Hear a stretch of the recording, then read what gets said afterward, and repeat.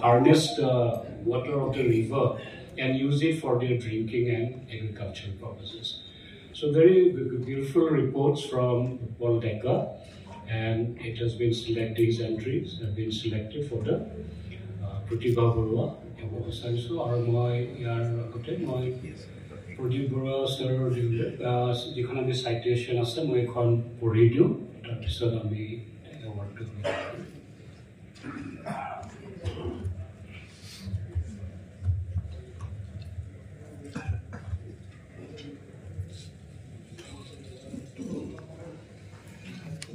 R.N. Barua and Pratibha Barua Memorial Awards Committee dated 29 February 2024.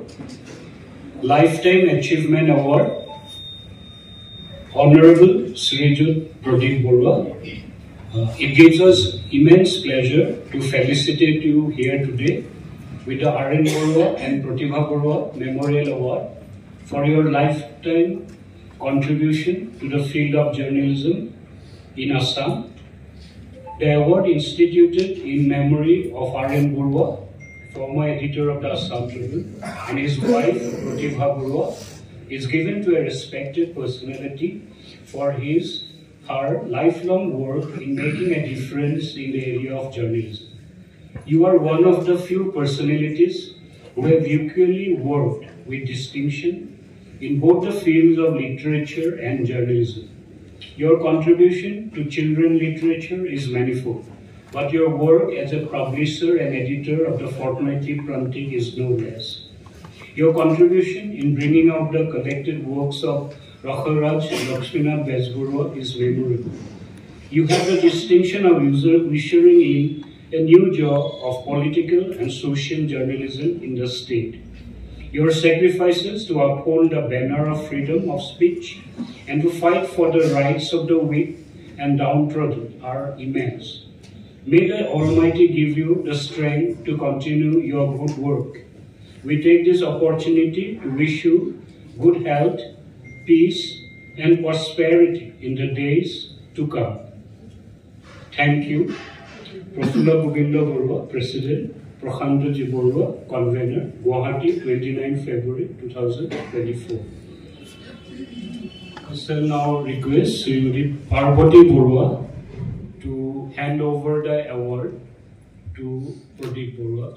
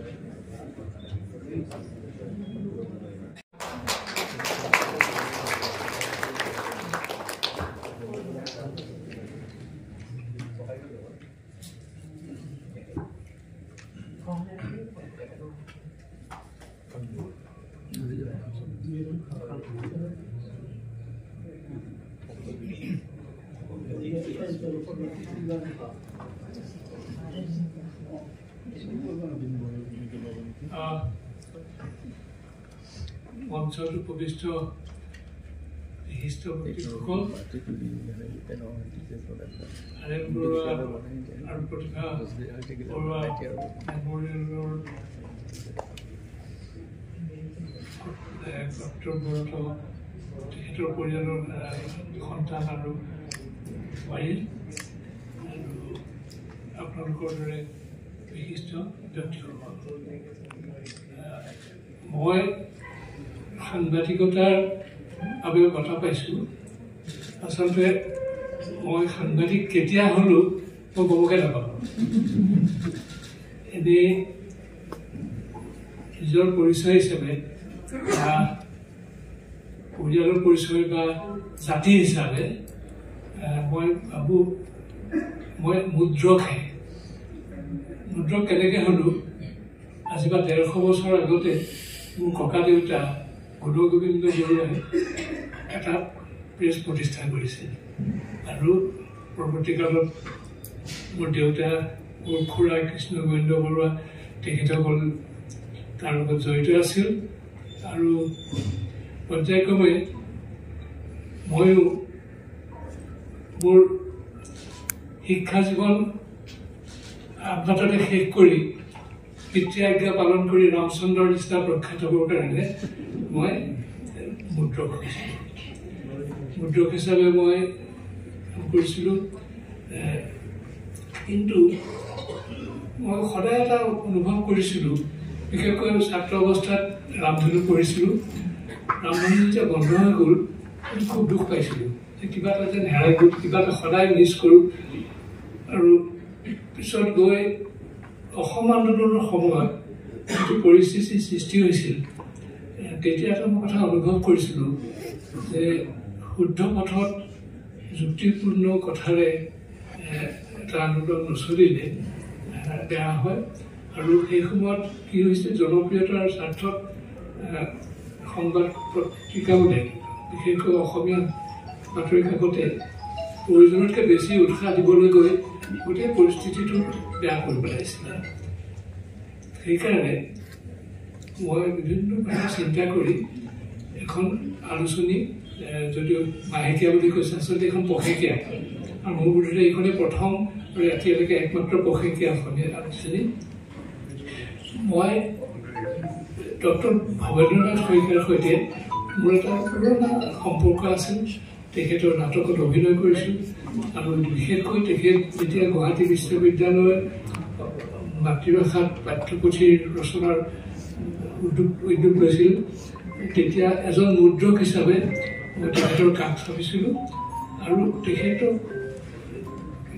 তেখেতৰ লগত কাম কৰিলোঁ কাম কৰাৰ লগে লগে মই প্ৰত্যেক দিনাখনে ভাবোঁ মই আজি এটা বেলেগ কথা শিকিলোঁ জ্ঞান বাঢ়ি গ'ল মোৰ সেই মানুহজনে মোক সম্পূৰ্ণৰূপে এখন বেলেগ পৃথিৱীৰ পৰা আনি এখন বেলেগ পৃথিৱীৰ প্ৰতিষ্ঠা কৰিলে আৰু তেখেতৰ সান্নিধ্য তেখেতৰ যিটো আদৰ আৰু তেখেতৰ মহত্বৰে মই আজি আপোনালোকৰ আগত এটা সন্মান পাবলৈ মই অধিকাৰ পাইছোঁ সেইকাৰণে মই এই সন্মানটো মই সম্পূৰ্ণ চৰণে আগবঢ়াইছোঁ মই তেখেতৰ শিষ্য হিচাপে আৰু জীৱনৰ মই নাপাহৰোঁ তেখেতৰ প্ৰতি কৃতজ্ঞতা সেইকাৰণে এইটোৱে মোৰ ক'বলগীয়া কথা খালি ভুলতে তেখেতে ক'লে যিখন মাহেকীয়া আচলতে এইখন পষেকীয়াহে কিন্তু বহুতে ভাবে যে আলোচনী হ'লে মাহেকীয়া হ'ব লাগে আচলতে সেইটো নহয় পষেকীয়া আলোচনীখনৰ বেছি প্ৰয়োজন কাৰণ কথাবিলাক নহ'লে পুৰণা হৈ যায় এতিয়াই লেখক লেখিকাই কথা পঠিয়াই হ'লে আমাৰ যিদিনাখন প্ৰকাশ হ'ব তাৰ দুদিনৰ আগতে সেইটো আমাৰ কাৰণে সম্ভৱপৰ নহয় কিন্তু বাতৰি কাকতলৈ গধূলি ৮টা বজাত পঠিয়া লিখা এটা পাছদিনাখন কাগজত ওলায় সেইকাৰণে পষেকীয়া কৰাৰ কাৰণে আমি অধিক লিখক লেখিকাক আমি সুবিধা দিবলৈ পালোঁ আৰু বিভিন্নজন ডেকা ল'ৰা ছোৱালী কাৰ্যকৰ যোগেদি লিখা আৰম্ভ কৰিছিলে বহুতক নানান পৰামৰ্শ আদি দি পেলাই ছাৰে বা আমি মিলিতভাৱে তেওঁলোকক যিমান পাৰোঁ আমি উঠিবলৈ চেষ্টা কৰিছিলোঁ তাৰোপৰি আমি ডক্টৰ মহৰ্ষেনেওক তাৰপিছতে ডক্টৰ ভৱেন্দ্ৰনাথ শইকীয়া নিৰ্মল বৰা বৰদলৈ আৰু ইফালে আমাৰ তেখেতসকলৰ জীৱনী প্ৰকাশ কৰিছিলোঁ ধাৰাবাহিকভাৱে বিশেষকৈ মহেশ্বৰ ছাৰৰ দীৰ্ঘৰ বাণীখন প্ৰকাশ কৰিবলৈ পাই আমি খুব গৌৰৱান্বিত হৈছিলোঁ কাৰণ তেখেতৰ জীৱনৰ বিষয়ে জনাটো প্ৰত্যেকজন অসমীয়া মানুহৰ কাৰণে অতি মূল্যৱান সেইটো কৰি আমি কৃতিত্ব অৰ্জিছিলোঁ বুলি ভাবোঁ আৰু বহুতৰ লেখাৰ প্ৰতি আগ্ৰহী কৰা যেনেকৈ ফণীন্দ্ৰনাথ চৌধুৰী তেখেতৰ উপন্যাসখন খুব জনপ্ৰিয় হৈছিল কিন্তু সেইখন আচলতে উপন্যাস হিচাপে আমনি দিয়া নাছিলে তেখেতৰ অইলৰ লগত কাম কৰাৰ অভিজ্ঞতাৰ ভিত্তিত এখন উপন্যাস লিখিছিলে তেতিয়া আমি তেখেতৰ পৰামৰ্শ দিলোঁ যে এইখন আপুনি যদি উপন্যাস কৰে আৰু এনেকুৱা ব্যক্তিসকলে যদি লক্ষ্য ৰাখে এখন অতি জনপ্ৰিয় উপন্যাস হ'ব আৰু কথাটো প্ৰমাণিতও হ'ল আজিও এতিয়াও মানে আমাৰ প্ৰান্তিকৰ কথা কওঁতে বোলে অন্যৰা দেশে প্ৰকাশ হোৱা আলোচনী তেনেকৈ বহুত পথ আমি অতিক্ৰম কৰিলোঁ কৰি এতিয়া জীৱন জোৰা হ'ল যেতিয়া জীৱনটো শেষ হ'ল নেকি ভয় খাই গৈছিলোঁ আৰু কৰিবলৈ নাই নেকি তাৰ ওপৰত সেইটো নহয় সেইটো নহয় মই এতিয়ালৈকে যিটো কৰিলোঁ মোৰ জীৱনৰ এটা গুৰুত্বপূৰ্ণ সময় আৰু অতি মোৰ আদৰৰ অতি মই আনন্দিত হওঁ এই কামত জড়িত থাকি আৰু মই মাজে মাজে কওঁ যে মই এই টেবুলখনতে মূৰটো থৈ পেলাই যদি বহিব পাওঁ এই যেনিবা বৰ সুখ পাওঁ আপোনালোক সকলোকে ধন্যবাদ জনালোঁ শ্ৰদ্ধা জনালোঁ আৰু দুটা সকলোকে ধন্যবাদ জনালোঁ নমস্কাৰ নেচাৰ এণ্ড ৱাইল্ড লাইফৰ বঁটাটো প্ৰদান কৰিম শ্ৰী জিতেন্দ্ৰ কুমাৰ চৌধুৰী দৈনিক অসমৰ deputy bureau' chief of news মই জিতেন চৌধুৰী ডাঙৰীয়াক আমন্ত্ৰণ জনাইছোঁ আৰু এই বঁটাটো আগবঢ়াব আমাৰ সভাপতি শ্ৰী হেমন্ত বৰদলৈ ডাঙৰীয়া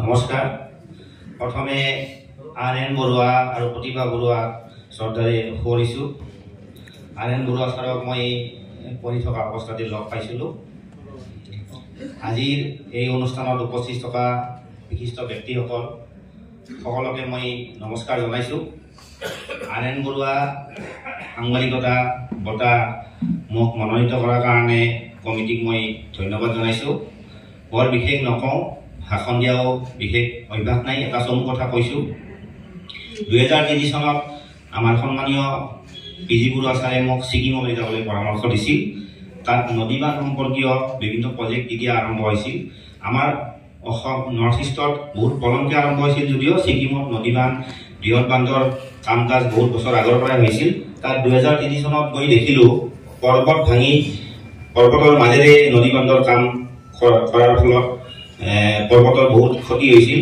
2003 চনত তাৰ পৰা ঘূৰি আহি দেখিলোঁ 2004 চনত ভূটানৰ পৰিচু বান্ধৰ পৰা নামি অহা পানীয়ে নামনি অসমত বিস্তৰ ক্ষতি সাধন কৰিছিল এই যে দেখিলোঁ অভিজ্ঞতা হ'ল পিজি বৰুৱা ছাৰে অভিজ্ঞতাৰ কাৰণে আমাক সাধাৰণতে বিভিন্ন ঠাইত পঠায় এই অভিজ্ঞতাৰ ফলত নদীবান সম্পৰ্কত বিভিন্ন বাতৰি 2004 চনৰ পৰাই লিখি আহিছোঁ এই বাতৰিৰ অৰুণাচলৰ নদীবান আৰু ভূটানৰ নদীবান সম্পৰ্কত আমাক নদীবান লাগিব কিন্তু নদীবান আমাক ৰাইজৰ সুৰক্ষা লাগিব শেহতীয়াভাৱে নীতি আয়োগে এক প্ৰতিবেদন প্ৰকাশ কৰিছে অসমত 13,760 মেগাৱাট সৌৰ বিদ্যুৎ শক্তি উৎপাদনৰ সম্ভাৱনা আছে আৰু নদীবানৰ সলনি যদি আমি সৌৰ বিদ্যুৎ শক্তি উৎপাদনৰ বিশেষ গুৰুত্ব দিওঁ আমাৰ মানুহৰ সমস্যাও কিছুমান সমাধান হ'ব নদীবান লাগিব কিন্তু মানুহৰ সুৰক্ষাটো গুৰুত্বপূৰ্ণ কথা বিশেষ নকওঁ ভূটানত এতিয়ালৈকে যিমান নদী বান্ধৰ পৰা বিদ্যুৎ উৎপাদন হৈছে তাৰে 87% আমাৰ ভাৰত চৰকাৰে আহৰণ কৰিব। 87% বিদ্যুতৰ কাৰণে আমাৰ সমগ্ৰ অসমত যদি বেয়া অৱস্থা বেয়া পৰিৱেশৰ এটা সৃষ্টি হয় আমাৰ মানৱ সভ্যতা নাথাকিব। বিশেষ নকওঁ, এইখিনিয়ে ক'লো আৰু এই সম্পৰ্কত মই আগলৈ লিখি যাব পাৰিম বুলি আপোনালোকক ওচৰত প্ৰস্তুতি দিছোঁ। আশীৰ্বাদ কৰিব। ধন্যবাদ।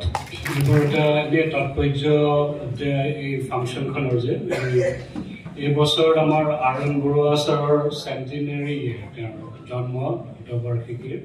চ' তেওঁলোকৰ ফেমিলিৰ পৰা মোক জনাইছে তেখেতৰ জন্ম 1924 হৈছিলে। চ' এইবাৰ তেখেতৰ 100 বছৰ শতবাৰ্ষিকী হেৰি হৈছে। চ' আমি এইটো উপলক্ষে এই ফাংচনখন এটা গুৰুত্ব হেৰি লাগিলে ভাল হেৰি। আমি এতিয়া শ্ৰী উৎপল ডেকা প্ৰতিভা বৰুৱা বঁটাটো আমি দিবলৈ আগবাঢ়িছোঁ। মই শ্ৰী গৌতম প্ৰসাদ বৰুৱাদেউক উৎপল ডেকা প্ৰতিভা বৰুৱা এৱাৰ্ডটো দিবলৈ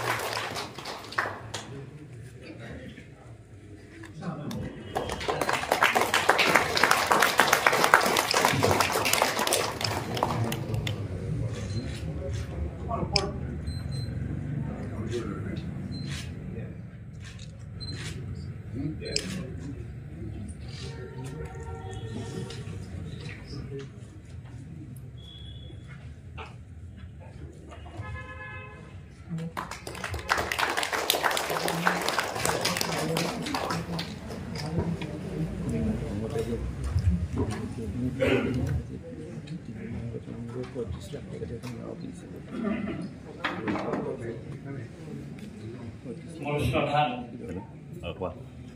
আৰএন বৰুৱা আৰু প্ৰতিভা বৰুৱা এৱাৰ্ডত আহ্বায়ক সমিতিয়ে এই স্থানলৈ লৈ আহিলে মোক বঁটা প্ৰদান কৰিবৰ কাৰণে। আৰু যি দুগৰাকী ব্যক্তিক নামত এই এৱাৰ্ড দি আহিছে সেইসকললৈ মই শ্ৰদ্ধা নিবেদন কৰিছোঁ, ধন্যবাদ জ্ঞাপন কৰিছোঁ। আৰু আৰএন বৰুৱা আৰু প্ৰতিভা বৰুৱাক মই এই চেগতে সোঁৱৰণ কৰিছোঁ। আৰু মঞ্চত উপবিষ্ট সুধীবৃন্দ, মোৰ সন্মুখত থকা বিশিষ্ট লোকসকল, মই এখন সৰু চহৰ তামোলপুৰ এতিয়া জিলা হ'ল বিভিন্ন সমস্যাৰে জৰ্জৰিত।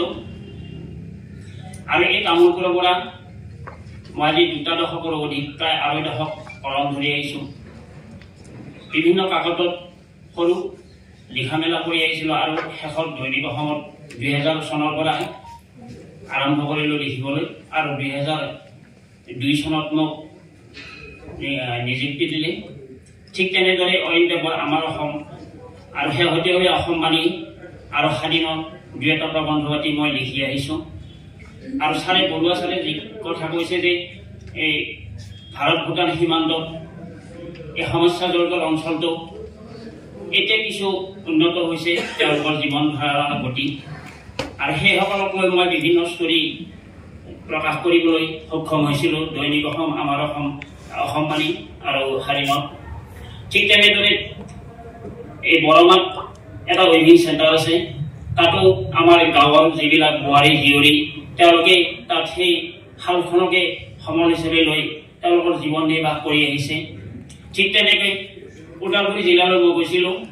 এদিন দেখিছিলোঁ ৰাস্তাৰ কাণত এটা সৰু জুপুৰিত কাঞ্চি ডায়েৰী বুলি লিখা আছে। তাত মই বাইদেউ এগৰাকীক সুধিলোঁ, বাইদেউগৰাকী আশা কাম কৰে, এতিয়াও কৰ্মৰত। তেওঁ কৈছিলে যে ভাইটি আমি ইয়াত গাখীৰ হেৰি কৰোঁ, আমাৰ ইয়াত সকলোৱে গাখীৰ যিহেতু বৰ্তমানত গাখীৰ উৎপাদন হয় যথেষ্ট, আমি তাৰ পৰা আনি বিক্ৰী কৰোঁ। আৰু এদিন মই নেক্সট এসপ্তাহৰ পিছত গ'লোঁ আৰু বাইদেউৰ লগত সেই ঘূৰিলোঁ, তাৰ মানুহবিলাক সাক্ষাৎ কৰিলোঁ। আৰু সঁচাই তেওঁলোকে এক পৰিৱৰ্তন আনিবলৈ সক্ষম হৈছিল। আৰু এই পৰিৱৰ্তনত তেওঁলোকক ভেৰগাঁও উন্নয়ন খণ্ডৰ তৰফৰ পৰা সহায় কৰিছিল। আৰু তেওঁলোকে কি কৰে ল'ৰা এজন আনি তেওঁলোকক 40 টকা দামত গাখীৰটো কিনে তেওঁলোকে ল'ৰাটোৰ পৰা ল'ৰাটো গাঁৱে গাঁৱে যায় গাখীৰখিনি লৈ আহে প্ৰায় 50-60 লিটাৰ দৈনিক সংগ্ৰহ কৰে আৰু তেওঁলোকে এটা মেচিন আনিছে সেই মেচিনৰ দ্বাৰা এইটো শোধন কৰে আৰু শোধন কৰি যিটো পনীয়া গাখীৰ এইটো চাহ দোকানবিলাকত 25 টকা দৰত বিক্ৰী কৰে পাৰ লিটাৰ আৰু বাকীখিনি দৈ চানা এইবিলাক মিঠাই জাতীয় সামগ্ৰী উৎপাদন কৰে আৰু তেনেকৈ তেওঁলোকে আজি এটা গোট চলি আছে মহিলা গোট ঠিক তেনেকৈ ভাৰত ভূটান সীমান্তত আমাৰ বিশেষকৈ তামোলপুৰ নগৰত বহুতকেইটা নদী আছে 6টামান নদী আছে ভূটানৰ পৰা বৈ অহা সকলো আৰু তাত কৃষি বান আছে কিছুমান এইবিলাক নেচাৰেল সেই আগতে ভূটানত টেক্স দিব লাগিছিল এতিয়া 2003 চনত যেতিয়া BTC চুক্তি হ'ল তেতিয়াৰ পৰা দিব লগা হোৱা নাই আৰু তেওঁলোকে বছৰৰ বাৰিষা কি কৰে কৃষি বান কৰে শিল বালি আনি পেলাই আৰু বাঁহ কাঠ এইবিলাকে বছৰে বান দিয়ে আৰু বান দি তেওঁলোকৰ নলা আছে ডোংবান তেওঁলোকে একোটা বান্ধৰ জৰিয়তে বহু হেক্টৰ মাটি কৃষি উদ্ভিদ তেওঁলোকে জীপাল কৰি ৰাখে অকল কৃষিৰ ক্ষেত্ৰতে নহয় তেওঁলোকে এতিয়া চাব তাত তামোলৰ খেতি যথেষ্ট উৎপাদন হৈছে সেই তামোলৰ মাজে মাজে সেই পানী ধুনীয়াকৈ আহি আছে এতিয়া খৰালি নদী তেওঁলোকৰ পুখুৰীত পানী সেই পানীয়ে জমা হয় আৰু সেই পানী গৰু ছাগলীক খুৱায় ঠিক তেনেকৈ বননদীটো আছে গতিকে মই এইবিলাক চাই পেলাই মই মেল মিটিঙৰ নিউজ গ'লে এইবিলাক নিউজত গ'লে তাৰমানে এইবিলাক মোৰ চকুত পৰে আৰু মই নেক্সট দিনা হ'লেও যাই পেলাই সুধি পেলাই এইবিলাক বস্তুৰ তথ্যখিনি লৈ মই প্ৰবন্ধ লিখিবলৈ চেষ্টা কৰোঁ এই ক্ষেত্ৰত মই আমাৰ পূৰ্বৰ সম্পাদক মনিৰ বেংদা দিলীপ মহন্তদা অসমবাণী দিলীপ চন্দনে মোক যথেষ্ট উৎসাহ দিছিল আৰু অনুৰাধা শৰ্মা বাইদেউতাকো কেইটামান প্ৰবন্ধ মই লিখিছোঁ আৰু সেইকেইটা ধুনীয়াকৈ মোৰ পৰিচয় আজিলৈ চিনাকি হোৱা নাই কিন্তু প্ৰকাশ কৰিছে এই কাঞ্চি ডায়েৰী আৰু হিৰিম্বাপুৰৰ যিটো আছিল সেইটো তাততো বহুত মহিলা এতিয়া তামোলপুৰলৈ প্ৰায় 26 কিলোমিটাৰ দূৰত্ব সামৰি সেই মহিলাসকলে ভূটানৰ লগত এতিয়াও কানেক্টিভিটি কৰি আছে তেওঁলোকে কাপোৰ উৎপাদন কৰে কাপোৰ উৎপাদন কৰি ভূটানৰ পৰা পইচা পায় বেপাৰী এইবিলাকৰ পৰা মানুহবিলাকৰ পৰা আৰু ইয়াতে সূতাটো এই দোকানীবিলাকৰ পৰা কিনে আৰু সূতাটো কিনি তেওঁলোকে কাপোৰ বয় সেই কাপোৰবিলাক তেওঁলোকক দি দিয়ে তেওঁলোকৰ যি জাতীয় সাজ পোছাক এই বড়ো মহিলাবিলাকে আজি উৎপাদন কৰি আছে আৰু এনেদৰে মই সাংবাদিকতাৰ পথাৰখনত নামি পৰিছিলোঁ আজি এই বঁটা পাই খুব অনুভৱ কৰিছোঁ আপোনালোকৰ সকলৰ আশীৰ্বাদত আৰু মোৰ এই সাৰুৱা ভাষণত কিবা ভুল হ'লে সকলোৱে মোক ক্ষমা কৰি দিয়ে যেন ইয়াতে মই সামৰণি মাৰিলোঁ ধন্যবাদ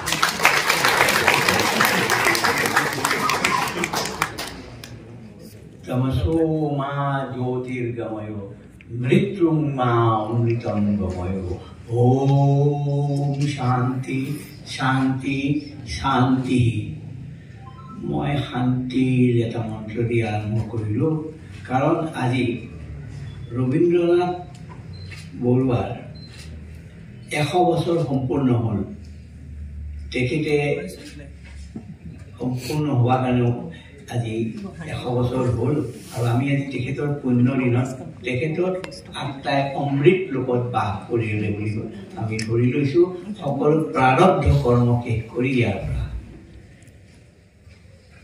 মই আমাৰ মঞ্চত উপবিষ্ট সন্মানীয় মানুহখিনি আমাৰ সন্মুখত থকা প্ৰফুল্ল গোবিন্দ দাদা আমাৰ বন্ধু প্ৰদীপ বৰুৱা আদি কৰি মোৰ বাকী ৰাতিপুৱা খোজকঢ়া বহুত বন্ধু ইয়াত আছে মই দেখিছোঁ আৰু বহুতখিনি মানুহক মই লগ পাওঁ তেখেতসকলকো মই কৃতজ্ঞতা জনাইছোঁ যে তেখেতসকলে এই বঁটা বিতৰণী অৱস্থা ফাংচনখনলৈ আহি যোগ দিছে মই আজি অতি আনন্দিত মানুহ তাৰ 3টা কাৰণ আছে আজি এই ফাংচনখনৰ 3টা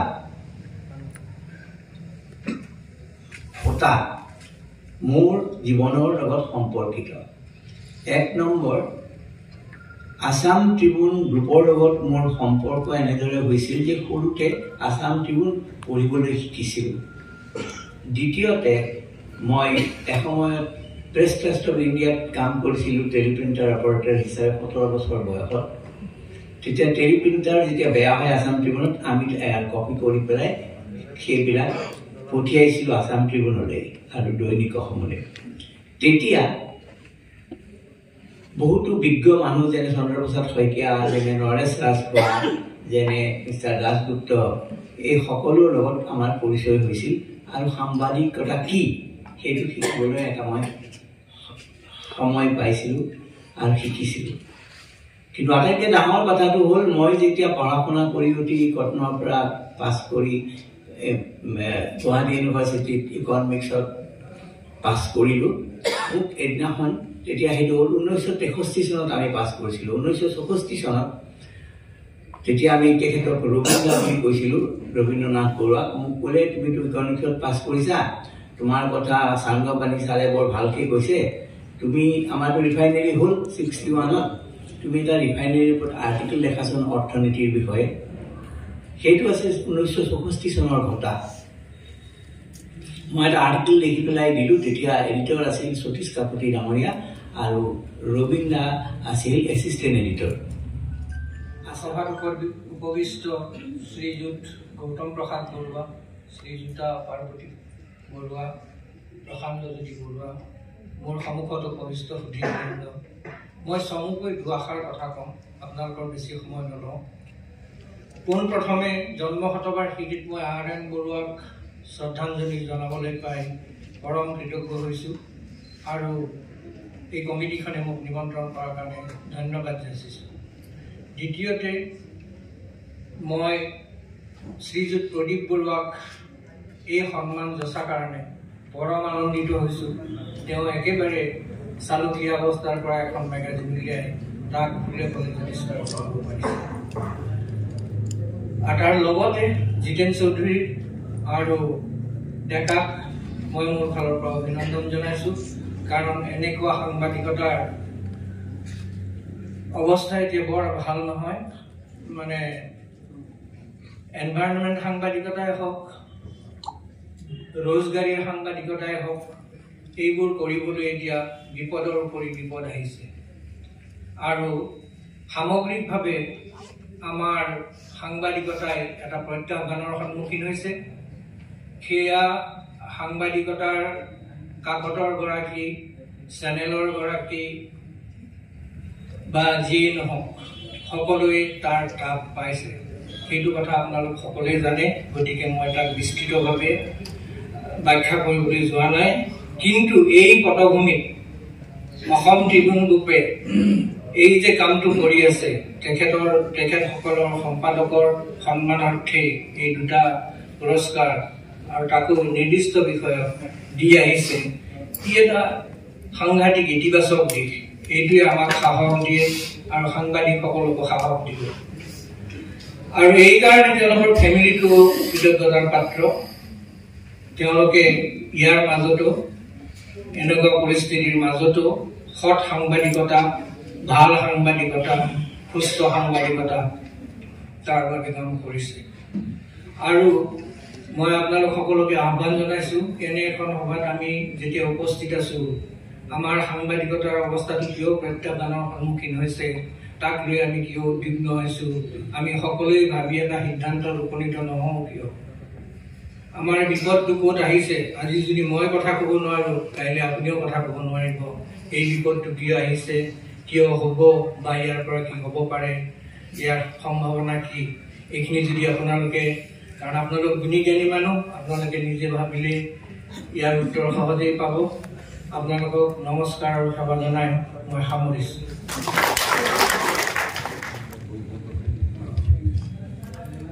কলাগৰ শৰাই শ্যামগন্ধা ৰাজপাই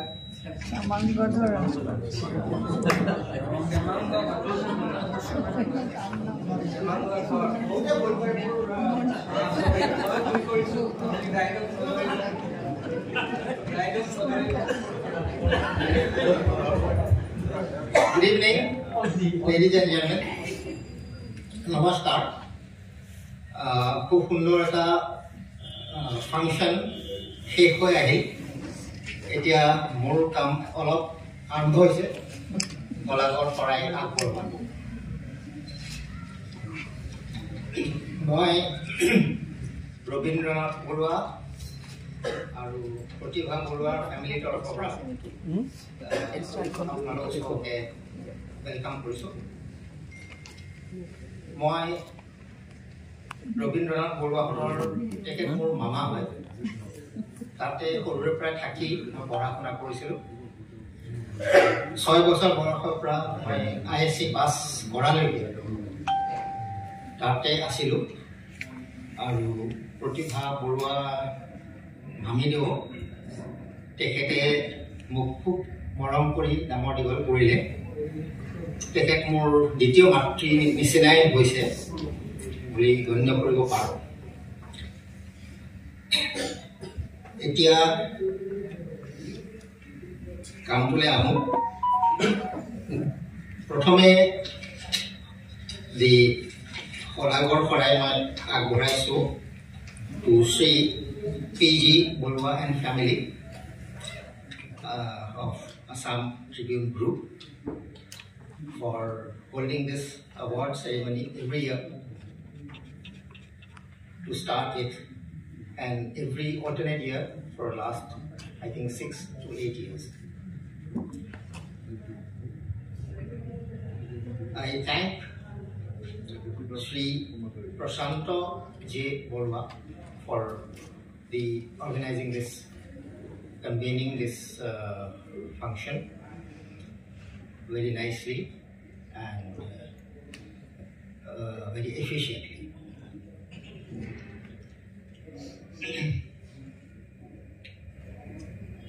Next, I thank Srimati Parvati Borua, Chief Guest. তেখেতে চিফ গেষ্টৰ আহ্বানটো ৰক্ষা কৰাৰ কাৰণে for accepting the request. I thank her from our hearts. Guest of honor, Gautam Prasad Borua. তেখেতক মই ধন্যবাদ জনাইছোঁ। তেখেতে সুন্দৰ এটা লেকচাৰ দি আমাক বহুতো কথা শিকালে যিখিনি আমি নাজানিছিলোঁ, আৰু তেখেতক সেইকাৰণে মই বহুত ধন্যবাদ জনাইছোঁ। থেংক ইউ ৰৌনদা। I congratulate Sri Pradeep Borua Bhatigado for being the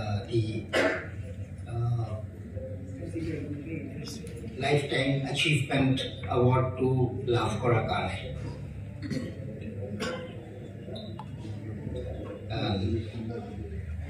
I thank Hemanta Burman for presiding over this function and conducting it very nicely and efficiently.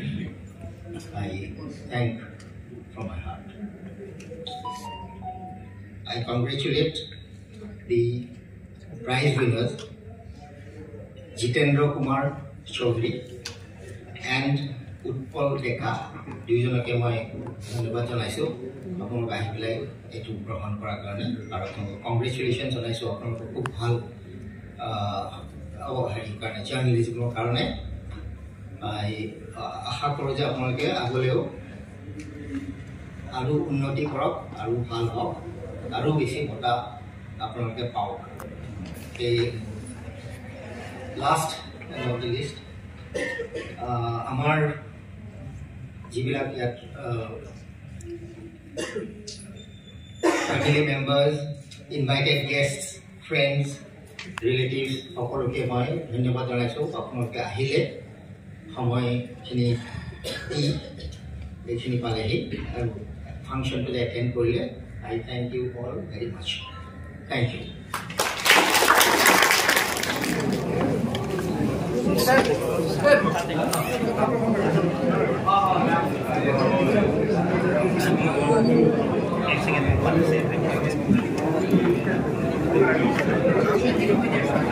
you.